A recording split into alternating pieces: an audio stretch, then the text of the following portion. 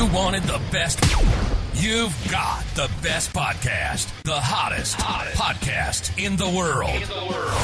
The Chris Voss Show, the preeminent podcast with guests so smart you may experience serious brain bleed. Get ready. Strap yourself in. Keep your hands, arms, and legs inside the vehicle at all times, because you're about to go on a monster education roller coaster with your brain. Now, here's your host, Chris Voss. Hi, folks. It's Voss here from thechrisvossshow.com, thechrisvossshow.com. Hey, we certainly appreciate you guys being here. Thanks for tuning in. As always, be sure to refer the show to your family, friends, and relatives. Get them involved in it. Have them join the family that loves you, but doesn't judge you. We love you. We put our arms around you. You listen to the show as a giant hug every day. But it's also a good hug. It's nothing weird. Anyway, guys, we certainly appreciate you guys. If you get a chance, go give us 5 stars over there on iTunes. You go into the iTunes section of reviews and give us some 5 stars. Give us a great recommendation. Help the show along so we can keep bringing you more. I'm not doing another show until somebody does a review. No, I'm just kidding. We're not doing that. Anyway, guys, we certainly appreciate those that do and those that listen and those that share the show. We appreciate all of you. So thank you for tuning in. Today, we have an amazing author on the show. She's going to be talking about her book.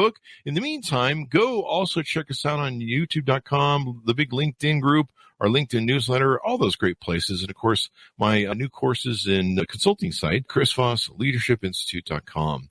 She's the author of one of the newest books that has come out. We'll be talking about her and some of her coaching and some of the other work that she does. It really is simple. A Holistic Approach to Self-Confidence by Alexandra Docheva. She's going to be on the show talking to us about her amazing book that you want to take and get, because self-confidence is always good to have. And of course, holistic, beats, snorting lots of cocaine. I don't know. Don't do that, folks. Don't do that. It's bad. I'm trying to think of a movie star that I can pull that joke on. Anyway, guys, she has a holistic approach to self-confidence. And so we'll be talking to her today about her book. I can hear her laughing in the back, which kind of got me there.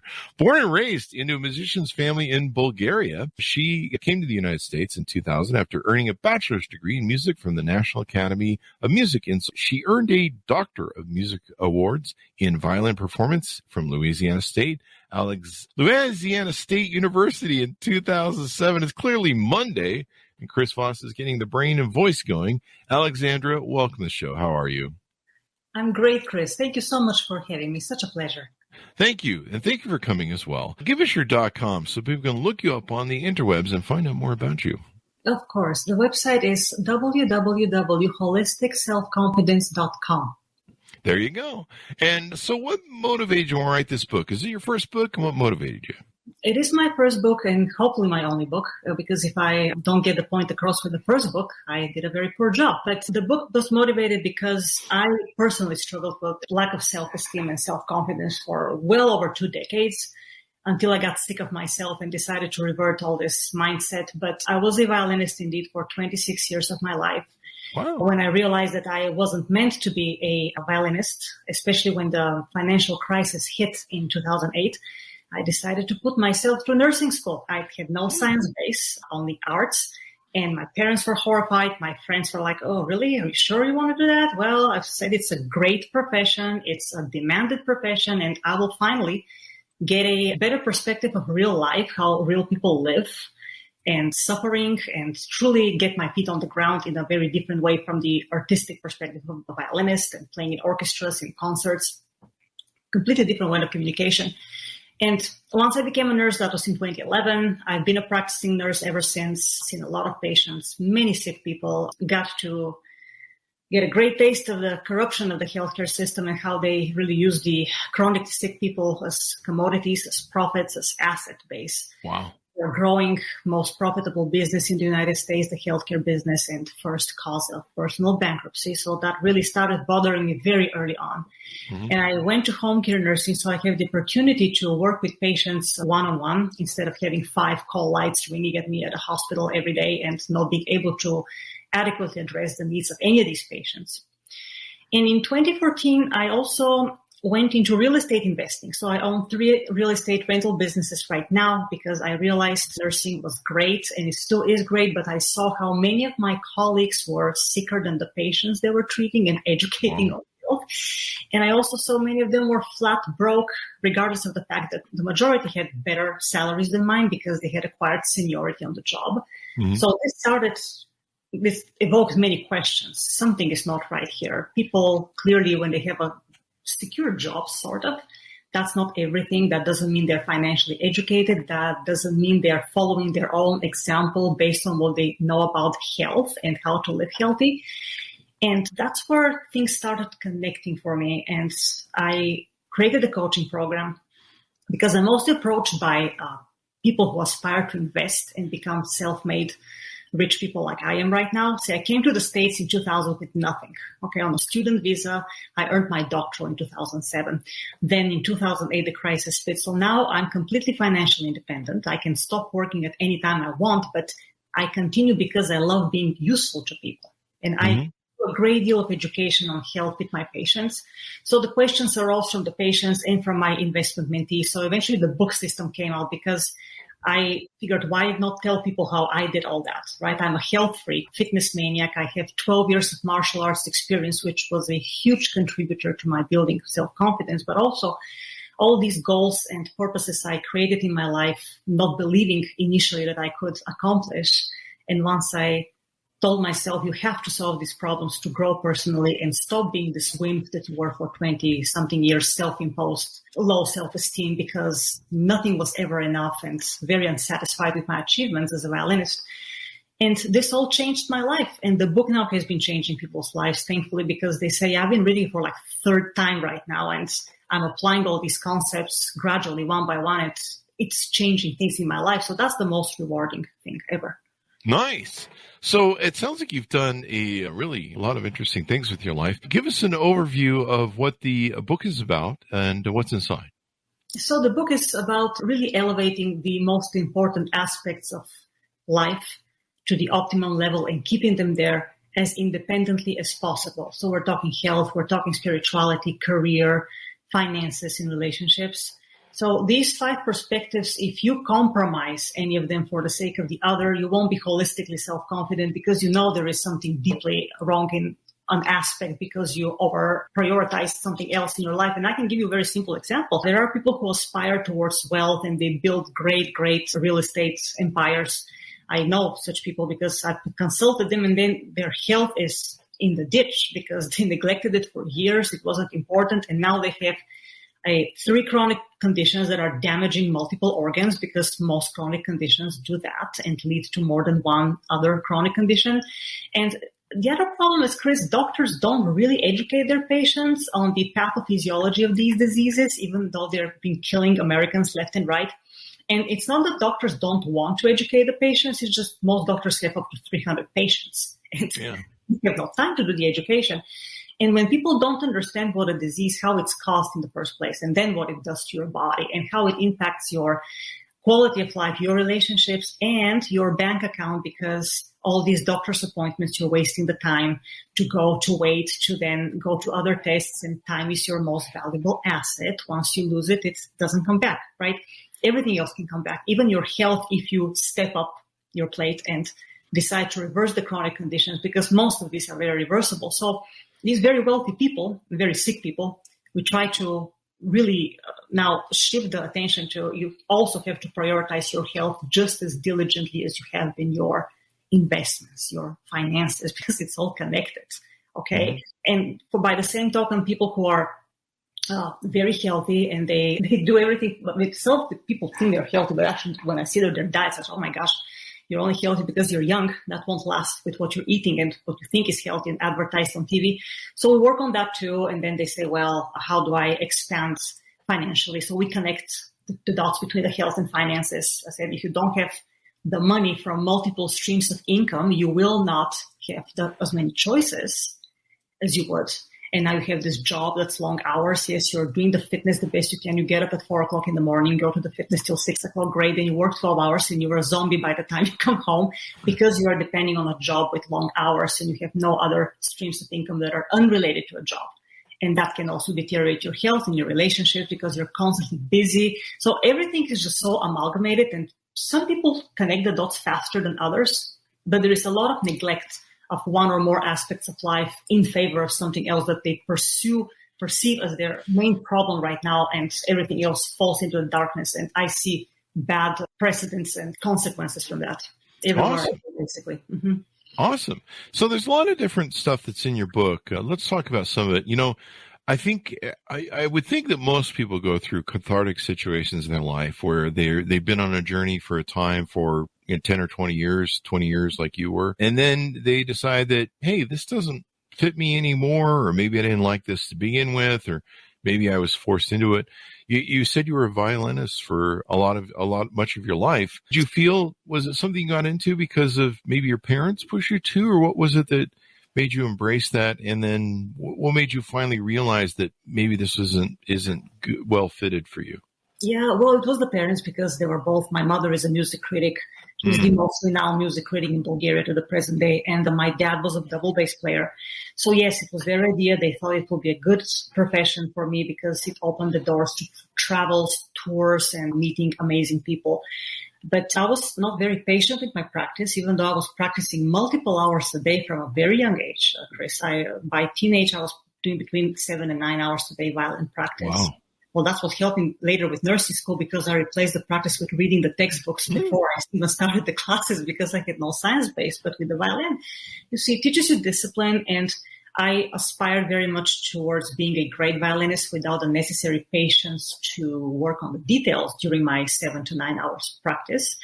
And my dad was on me for this all the time. And eventually, nobody listens to their parents when they're growing up, right? But it manifested in this great sense of guilt that resulted into a really bad stage fright for many years. And that's where my completely tanked.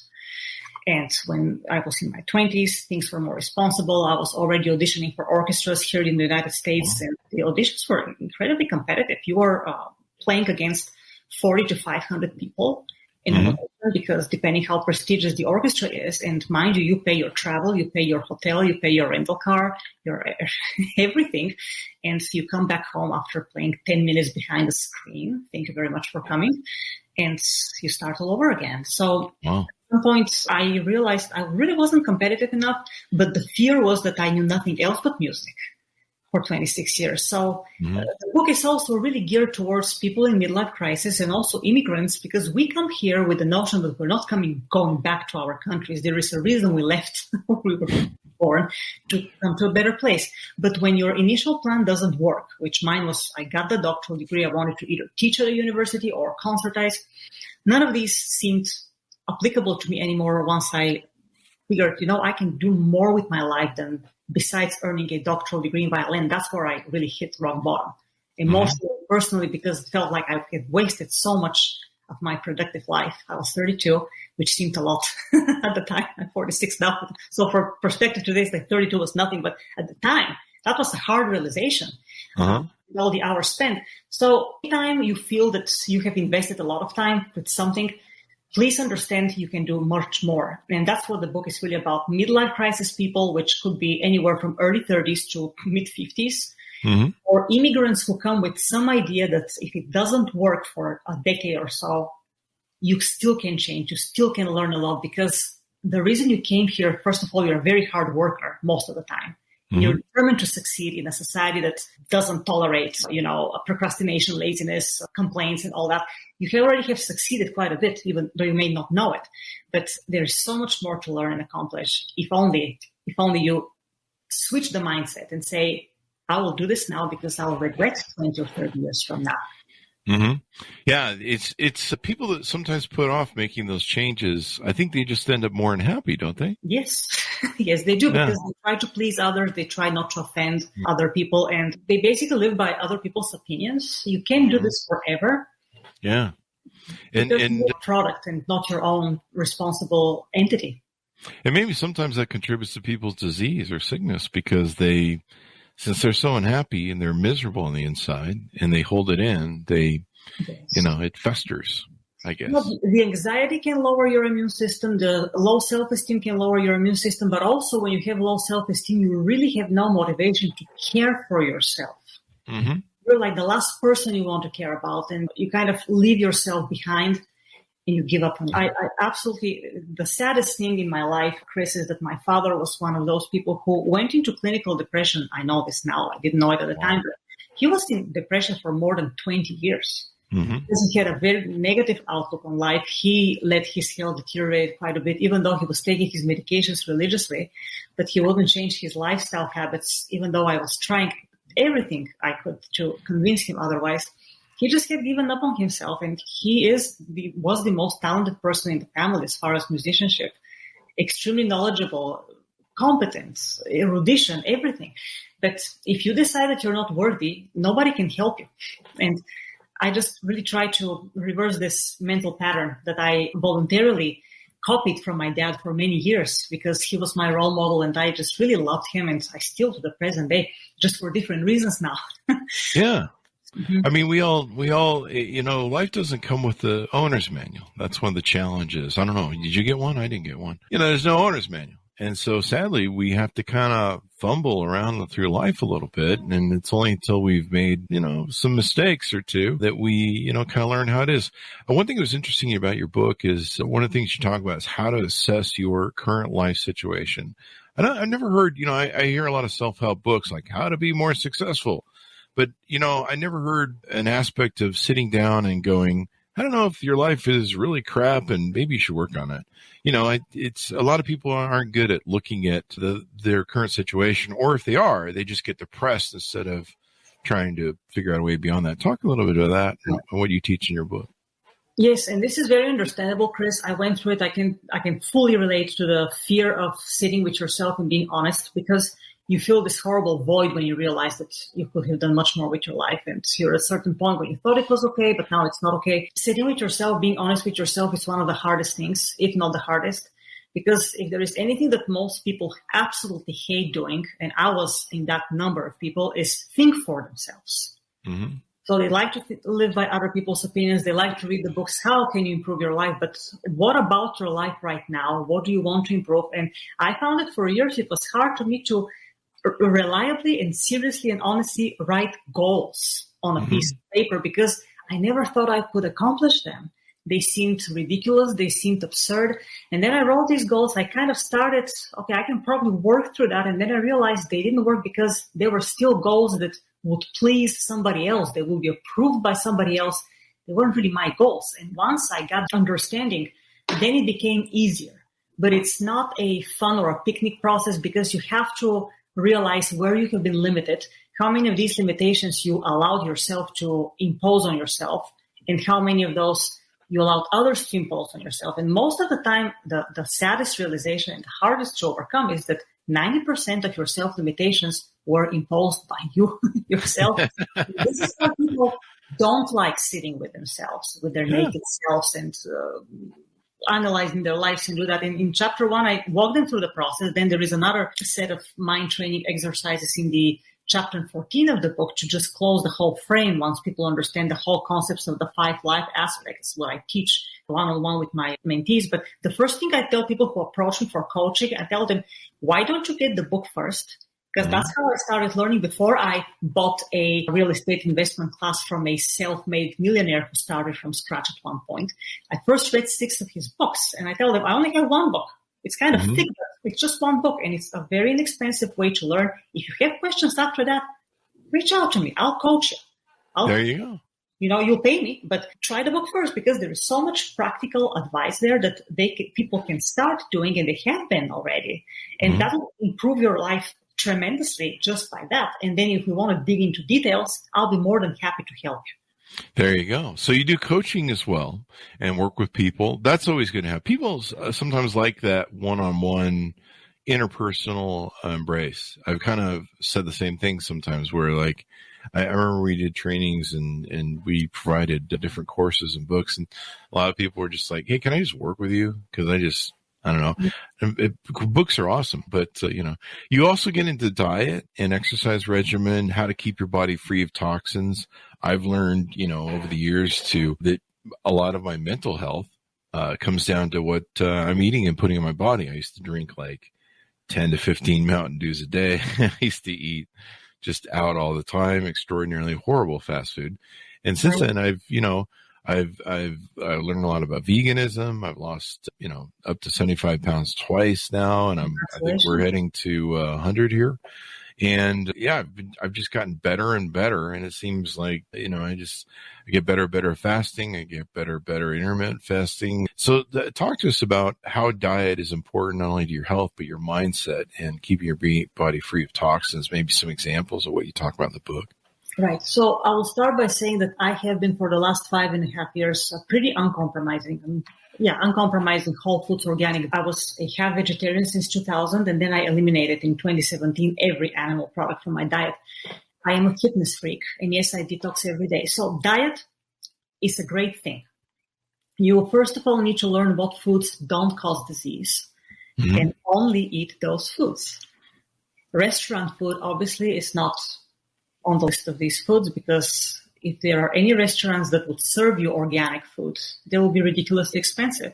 So in terms of household economy, in my humble opinion, if I don't buy the ingredients and prepare them myself, I don't touch it. Yeah. If it's advertised on TV, I will absolutely never buy it or give it to somebody I love or hate. Because if it has an advertising budget, you really stay away from that. Okay? That's a good point. Right. Now, the other thing with dieting without compromise when you're an organic vegan, there is no argument with the vegan diet, because it's just simply if you eat organic and whole food, that stuff, plants don't cause disease, and we don't add oil at all. Okay. Both my boyfriend and I, we cook very well. We take turns or sometimes cook together. So it's really not an issue time-wise at all, because we are very good managers of our time. But with the diet, it also builds great self-discipline, Chris, and great integrity towards yourself, and develops your self-esteem and self-respect when you know that you took such excellent care sincerely with using research of nutritional science. That has nothing to do with what the animal industry has been perpetuating on people for the last 7 years. 7 decades. And the USDA is completely in bed with this industry, so you can't trust the government sources either. If you read any government source on food, please do exactly the opposite, and you'll be much healthier. In the book, I really rip apart diabetes type 2, because this is one of my greatest discouragements and aggravating points. Diabetes type 2, a completely man-made and man-reversible disease, yet the most profitable diseases in the healthcare industry. It's absurd. It's absolutely absurd. And that's just gets me going so bad. So dieting truly is it's the fuel you give to your body. Think about how many people take great care of their vehicles, their cars. They give the best fuel. What about your body? Isn't that more important than your car that you're driving? Oh, yeah. Right. So it's such a simple concept, yet amazingly staggering number of people still don't get it. Yeah. Like when I went vegan, I started eating broccoli every day and just eating stuff. And I'm not vegan now, but I will go hard vegan to lose weight. And I think I'm mostly vegan now. I'm not vegan. There's also vegan or you're not vegan. Chris. Yeah, I forget now. I remember there's like 20 different variations of veganism, and I always love the people who are, what are they? They still eat fish meat, but they're paleontologists. That's pescatarians. No, pescatarians. Yeah, I'm always like, you're not really vegan. You're still eating meat. Come on. Plant-based. Listen, if it has a mother and a father, that ain't vegan. Okay. So I'm somewhere in the veganese. We'll just put it that way. I'm somewhere on the spectrum. So I'm still eating dairy, and I'm still eating. I'm just staying away from meat, as it were, per se. And it's interesting to me. Like, people will come to me and they'll be like, "You're eating broccoli. How are you going to get your protein?" And you're like, the whole marketing behind protein and stuff is crazy. Yeah, broccoli is full of protein. That's one of the most protein-rich plants. And then you never think that the animals they eat are plant-fed animals. Yeah, where do they get their protein from? People think that you have to buy something that says, it also has some protein in it. Like, here's a giant slab of fat, and we added protein so that you'll get your protein when you eat your McDonald's burger. You're like, what? And, but that's an example of the marketing that's used against us where, I don't know, maybe broccoli just needs to get a better marketing PR division, eat more broccoli or something like that. I don't know. But, you're right. And the thing that I've learned is, me with intermittent fasting, my brain is sharper than it ever is when I'm intermittent fasting, like right now. It's super sharp. I'm motivated. I'm geared up. I have plenty of energy. One thing that's kind of interesting is, and one of the other marketing things we're taught is to eat 3 times a day. You don't need to eat 3 times a day. You're eating for a winter that never comes. It used to be we used to eat a lot of food and store a lot of food in our bodies because during winter, we couldn't grow stuff and forage in caveman days. But we don't need to eat that way. It's 72 degrees all year long.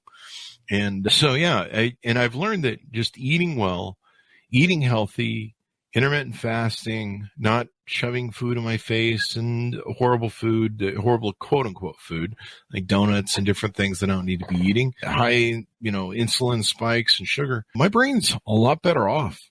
I'm sure. Intermittent fasting into permanent fasting. Yeah. And, I've been doing 20-hour fast, 21-hour fast. I think it's my longest now. And I've been getting pretty good at it and breaking through insulin resistance and stuff. And my brain is sharp as a tack. One of the things that most people don't realize is when you do fast and you learn to have your body adapt to it, your body actually amplifies your brain and your senses because, in caveman days, you would need that because you're like, I'm starving. I need to go find food. And so it amplifies everything so that you can hunt down food. Well, you don't really have to do that today. And just go to the fridge. But man, it really makes a difference. Like I'm sharp as a tack when I'm fasting and stuff. And people don't realize a lot of that, mental health, depression, feeling lethargic, not having energy. I got plenty, and coffee helps too as well. So there's that. But with the fasting, you're also detoxing your blood. Exactly. And what applies to your brain is what makes your memory better, your acuity better, and everything, your alertness. That's what goes everywhere. Right. So with plant-based food, I wanted to say something about dairy and eggs because when I stopped meat in 2000 and I was eating dairy and eggs, these derivative products from the animals that are getting blasted with the drugs of the animal industry, the drugs that suppress your immune system, including the hormones that are in these animals, they transfer into their derivative products. They don't magically go away. So your milk, your eggs, even the ones that are grown under the organic label, they grow them next to the non-organic animals. Can you really trust these companies? I don't think so. There was this amazing study in 1951. It was done by 2 European scholars on the Norwegian heart rate death disease during World War II. Hitler took the livestock to feed his war machine. And Norwegians were deprived of their livestock for several years. And then it was seen how the death related to heart disease really went down. And that meat. So then after hostilities ended, Norwegians were able to keep their livestock. They started eating it again and gorging, and the heart rate related death rate went exactly where it was before Hitler started taking the animals away. And that was meat grown much more organically and cleanly than any organic claim today in our industry, right? And it was still not healthy for the cardiovascular system, but we never learned. Yeah, and now they do this industrial production of farming and meat, and it's amazing all the different toxins and stuff that go into it. Yeah, I've learned it's very simple to live your life. We've had some great authors on the show. Dr. Frey, I think it is. Dr. I may not be remember his name correctly, but he's written books on intermittent fast. But yeah, just eating well has made a really difference in my mindset, my body, my life. If your body's happy with you, your life's happy with you. And last night I still lost a pound, but I got into a bag of buttered popcorn. It's supposed to be one of the healthier buttered popcorn, but come on, it's a lot of carbs. And I got into a bag of it last night and shamefully ate the whole bag. And I felt really bloated, just and awful and stuff. And it was really messing with me. I need to stop eating that. Yeah, and I was good the rest of the day, but we kind of went off on a thing. But we still lost a pound, and you just have to stay on track. But see, that feeling of being bloated and feeling it affects your brain, your health, and it kind of affected my mindset the rest of the day, where I was just like, And what's funny is we get in that mindset where we're like, oh, I feel horrible. And then we're like, well, eat more crap. Maybe you'll get we look for that insulin spike or that sugar or that thing. Let's move on to some of the other topics of your book. You do mind training for lasting success and how to determine what types of people have a place in your life. Let's talk about a couple of those things before we go out. So the mind training exercise is basically, I really encourage people to examine their fears. There are several types of fears, so we get into that in quite a bit of detail. I have in the book, but also with the students, trainees. Fears are great if used productively, but most people don't know the difference. So anxiety can be turned into a driving force, or it can be a debilitating force, as we see the uncontrolled levels of anxiety and pill-taking, anxiety-related medication here in the United States. But building habits of success, it's not just the fears, it's also your time management, a great skill to manage your time, because like I said before, it is your most valuable asset. And I learned this from my own mentors years ago. I never thought about it that way. That most successful people really value first and foremost their time. So we learn time management, as a success building mindset. And there are several other components. But as far as the people that have place in your life, this is a big one, because the people you choose to hang out with, they may be very well-intentioned, they may be super loving of you, but they can be very ignorant in many ways. Mm-hmm. So you can value their feelings towards you, but not necessarily take their opinions seriously all the time or to the letter, because loving people can influence you to make horrible health decisions. They can influence you to make horrible, very ignorant financial decisions, because they themselves know just as little as you do. So if you're able to recognize that, and I'll give you an example, when I started getting into investing in 2012, 2013, learning about precious metals, commodities, real estate investing, paper assets, and business investing, I had friends who were very well-educated people and said, stay away from this, because these people are going to take your hard-earned money. You need to keep it in a savings account and save for retirement. Was this very well-intentioned advice? Absolutely. Sure. Was it based on fear and their ignorance? Absolutely. Mm-hmm. So the second I realized this, I wasn't judgmental of them, but I just thought, I won't listen to her now. Mm-hmm. Let me continue my own research and make up my mind and take the responsibility for my mistakes financially and move on. And that was the best approach I ever had. So with relationships, you got to be very, very careful. And then there are some people that outright waste your time. You just go drink coffee with them for 2 hours, and all you guys do is discuss everybody and their mother with no contribution to each other's personal growth whatsoever. With age, you learn to value time differently. So I've stopped doing this very long time ago, and I don't feel lonely or anything, because I can never get bored with the things I do. So you learn to not be socially desperate. Mm-hmm. You connect with people who are mind-driven, who are success-driven, like you are, like other people I talk with, people who really have their stuff together, right? Mm-hmm. And you learn from them. They make you more ambitious. You see, oh, he has accomplished that, I haven't. Can I do better? Can I do something similar with myself? That's what motivates you to keep going and stay in the game. And then you, in return, enrich their lives with your experience and willingness to share it. And that's a great way to have relationships with people. But otherwise, what most people have, like their choices of people they hang out with, like, wow, really. Who you surround yourself with is who you become. There's a saying, and I've seen a lot of debate about it, but the closest 5 to 6 people you surround yourself are who you become. And I think that's largely true. I mean, they infect your thinking. The people you're around the most infect your thinking, and you become like your parents mostly, whether you realize it or not, because you're around your parents for 20 years. And you tend to mirror them, whether you realize it or not. You tend to mirror them and their behaviors, because in the relationship behaviors between two people as a husband, wife, or spouse, significant other, et cetera, et cetera. You tend to mirror their relationship, how they handle relationships, and also their personalities. And so, yeah, the people we hang around with can really infect our minds, and wherever your mind goes is where the rest of you goes, I suppose. Yes, I agree 100%. That's exactly the point. And it's harder with partners. I discussed 4 types of partners intimate partners in the book, as far as your aspirations and mutual goals and respect for each other's goals. Very important in partnership, because many times your partner can sabotage your efforts, but also your partner or relatives or loved ones, the ones that you're, like you said, the 5 or 6 people closest to you, are also the easiest ones to use as excuses for your lack of motivation and organization and self-discipline. So differentiating between these 2 factors, whether they're actively sabotaging your efforts or subconsciously with good intentions, or you are using them as the why as to why you haven't changed things that you know you should be changing. It's a very important distinction. Mm-hmm. Most definitely. Anything else you want to tease out upon your book? Of course, we can't give all the readers all the details. They've got to order up the book and read it. Anything more else you want to tease out about your book?